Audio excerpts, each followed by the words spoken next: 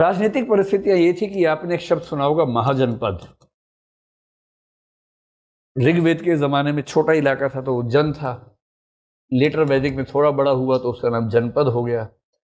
अब जनपद को और बड़ा करना था तो वो क्या हो गया, महाजनपद हो गया। जनपद का मतलब जिला होता है। आजकल बोलते हैं उत्तर प्रदेश में कि इस जनपद में एसपी साहब बन गए हैं, उस जनपद में डीएम साहब बने हैं, तो जनपद तो आज भी होता है। महाजनपद का मोटा मोटा मतलब समझ लीजिए रेंज या कमिश्नरी समझ लीजिए कि जैसे इलाहाबाद एक कमिश्नरेट है, उसके आसपास 3-4 जिले मिला के हो जाएगा, महाजनपद हो जाएगा। तो महाजनपद का मतलब आजकल का डीआईजी जो होता है ना, डीआईजी के पास जितना इलाका है 3 या 4 जिले, उसको बोलते हैं महाजनपद, लगभग कुछ कुछ वैसा। तो करीब 16 महाजनपद उस समय बन चुके थे। और महाजनपद क्यों बन रहे थे, कैसे बन रहे थे, बहुत सिंपल सी बात है। इनमें से अधिकांश में राजतंत्र था, कहीं कहीं इनमें गणतंत्र की व्यवस्था भी थी, जहां पर थोड़ा सा सिस्टम डेमोक्रेटिक हो गया था।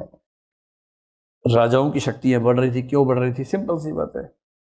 आमतौर पर इकोनॉमिक्स से ही चीजें डिसाइड होती है काफी हद तक। यहां भी दिख रहा था, जब अधिशेष उत्पादन हुआ, खूब खरीद बेच होने लगा, नगर बनने लगे, जब आर्थिक क्रियाएं बहुत ज्यादा होंगी तो उससे क्या होगा, कर मिलेगा।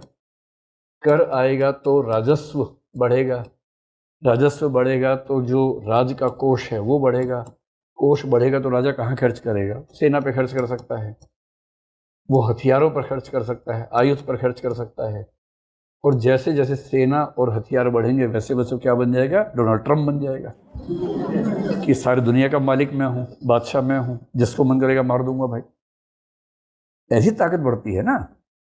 जनपद से महाजनपद बनना और अमेरिका का ये कहना कि ग्रीनलैंड भी हमारा है, वेनेजुएला भी हमारा है, ईरान भी हमारा है, इसमें कोई अंतर थोड़ा है। सत्ता जितनी बड़ी होती जाती है और सत्ता के पास जितने संसाधन इकट्ठे होते हैं, सत्ता चाहती है और बढ़ जाऊं मैं। आज से 100 साल बाद मंगल ग्रह पे युद्ध होंगे कि मंगल का ये इलाका मेरा है, ये इलाका तेरा है, क्योंकि भूखा खत्म होती है। और उस तरह से उस समय राजा बड़े हो रहे हैं, ताकतवर हो रहे हैं और उनके बीच में संघर्ष दिख रहा है। और महाजनपद के समय में एक नया सा ट्रेंड है हमारे पॉलिटिकल सिस्टम का, जिसका असर यहाँ दिखेगा। ये महाजनपदों का छोटा सा एक नक्शा है, आप लोग तो जानते ही हैं, कहने की बात ही नहीं है। ये जो है हमारा उत्तर भारत है। उत्तर भारत में मोटे तौर पर जिन जगहों पर बुद्ध का संबंध रहा, अगर मैं उनकी बात करूं, ये मगध है।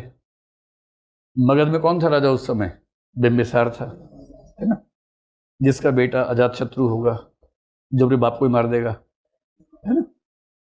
ये जो वज्जी है, वज्जी की राजधानी थी वैशाली। अगर आप पटना से जाएंगे थोड़ा सा हाजीपुर की तरफ बढ़ेंगे आगे तो वैशाली आज भी आता है, वो वैशाली है। वो वज्जी जो था गणतंत्र, उसका इलाका था। मल्ल का मतलब आज का हो गया गोरखपुर।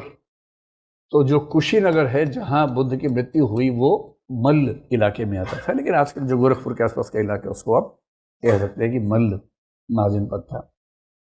कोसल महाजनपद का मतलब, कोसल तो कौशल्या का इलाका, अयोध्या, अयोध्या उसके केंद्र में है।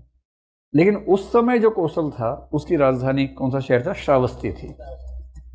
तो श्रावस्ती या सावत्थी बोलते थे पाली भाषा में। तो जब भी मैं श्रावस्ती या कौशल बोलूं आप इसका ध्यान रख लीजिएगा। और कौशल के उस समय जो राजा थे उनका नाम था प्रसेनजीत। इनका जिक्र बहुत ज्यादा आएगा क्योंकि बुद्ध के जीवन पर इनका बहुत प्रभाव है, प्रसेनजीत का।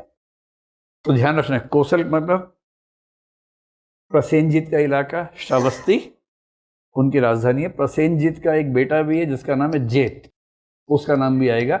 जेतवन सुना है कभी आप लोगों ने? तो जेतवन किसका था, बेसिकली जेत का था, यहां से बना है।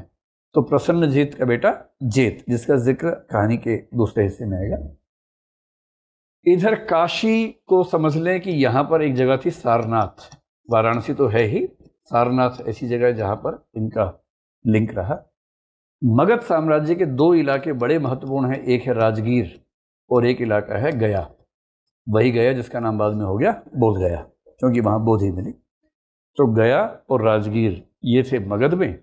वज्जी में वैशाली हो गया। वैशाली में जो समुदाय काम करता था उसको लिच्छवी कहते थे। तो लिच्छवियों का शासन तंत्र यहाँ पर चलता था। कुशीनगर में मल्लों का ही था। तो आज का गोरखपुर, इसको ध्यान रखिए।